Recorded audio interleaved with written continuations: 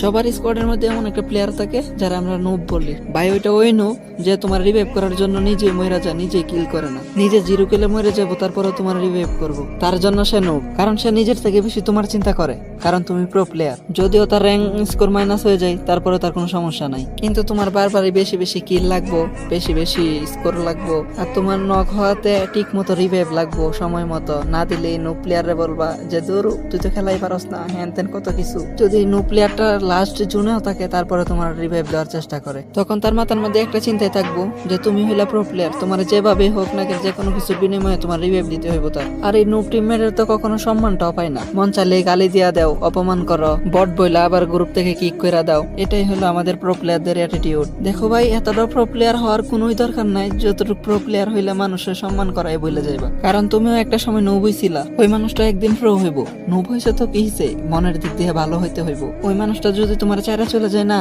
ওই দিন তুমি সবচেয়ে বেশি মিস করবা তারে।